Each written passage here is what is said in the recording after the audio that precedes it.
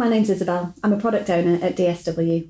We're an independent assessment organisation who've been approved by the government and appointed by your employer to carry out endpoint assessment for the Business Administrator Standard. In this short video, I'm going to give you a brief overview of what's assessed, how it's assessed, and who carries out the assessment. Hopefully that will help you to feel confident and well prepared for your assessments, so you have a great experience and hopefully a positive outcome.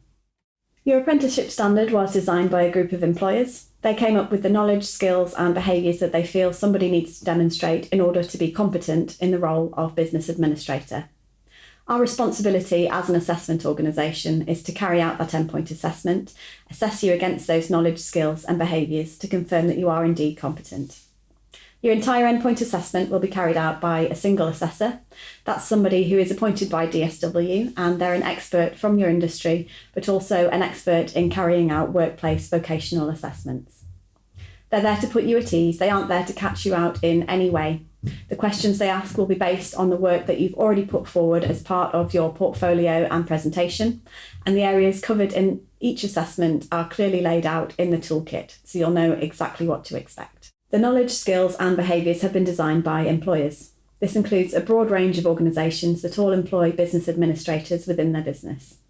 You can be assured that the knowledge, skills and behaviours you'll develop represent the cutting edge of the profession, providing you with the expertise that you'll need to perform at the highest level within your job role and across the industry.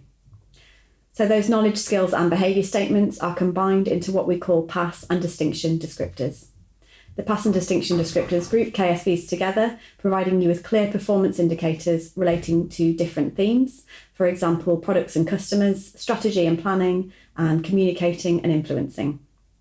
There are 50 pass descriptors in your apprenticeship programme, and it's these pass descriptors that you're going to be assessed against in your endpoint assessment, so it's really key that you get to know them very well.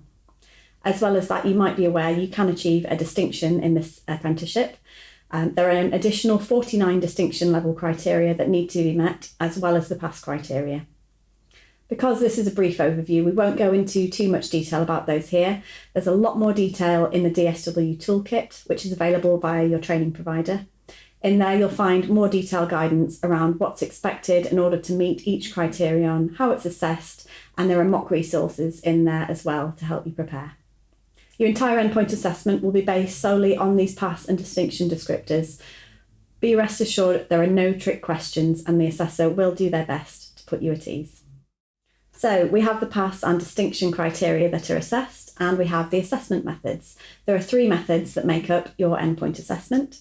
The first is a knowledge test, which is taken online at a date of your choice. Next is a presentation based on a project or improvement, and finally a professional discussion based on your portfolio of evidence. All of these take place once you've gone through Gateway. We're going to start with the knowledge test, although it doesn't need to be taken before the other assessments. Once you go through Gateway, you'll be given a login for question mark and a guide explaining how to use it. This will allow you to practice the mock exam and get to know the system, and most importantly, book your live exam. The knowledge test is taken under exam conditions and it's all completed online. It will be 50 questions, each will have 4 possible answers, one of which will be correct. You'll have a maximum of 60 minutes to complete the test, and results will be issued within 5 working days of that test being taken. We'll move on now to the project improvement presentation. This is done in 3 parts. The first is the project itself. The project can be started at any point on the apprenticeship programme. It can't be completed before month 9, but it must be completed before endpoint assessment is triggered. There's a template for you to use in the toolkit, which will provide you a summary of the project and the grading descriptors you're aiming to cover. When you're planning your project or improvement, pay close attention to the wording of the descriptors. Think about the range and amount of evidence that's required. For example, many of the descriptors use the word consistent. That indicates that evidence is needed over a period of time or across multiple situations. The toolkit contains a lot more information on what's expected in order to meet those descriptors. The whole assessment is 30 minutes. Ideally, 15 minutes of that will be the presentation, so practicing your timings beforehand is a really good idea. You don't want something important to get missed because you run out of time. After the presentation is complete, there'll be a short break and then the Q&A will begin. It's another opportunity to cover the grading descriptors and to go into more detail about your project. You can find some sample questions in the toolkit to give you an idea of what might be asked. And again, all of the questions are based around the grading criteria. So as long as you know those well, none of the questions will be a surprise. Next is your portfolio of evidence. This will be developed over the on-programme phase of your apprenticeship before you reach the gateway stage. What we're asking for is that you pull together examples of the best pieces of work that you've done during your apprenticeship. We recommend you begin collecting evidence as early as possible. When you reach gateway, select your best pieces of evidence to create a showcase. Your training provider will support you with this. In the toolkit, you've got a mapping document. You'll work with your line manager and with the coach at the training provider, and they'll help you look at the work you've done and identify if it maps to those past descriptors in the referencing document. The referencing document covers all of the descriptors being covered in the interview, so you'll put evidence against each one. For this standard, there are some grading criteria that can be covered in the professional discussion or in the presentation, or in both if you prefer. It's up to you to choose which descriptors are covered where, but again, your training provider will support you with this. Once you're ready for gateway, you'll submit that portfolio to DSW electronically, and our assessor will review it and use it to prepare questions for the interview. The portfolio should contain a blend of evidence. That could be written statements, witness testimonies from your line manager, and examples of real work that you've done. The interview takes place just between yourself and the DSW assessor. It's the same assessor that's reviewed your portfolio, so by now they have a good idea of the type of work you've been involved in, and the interview is really just to explore that in a bit more detail.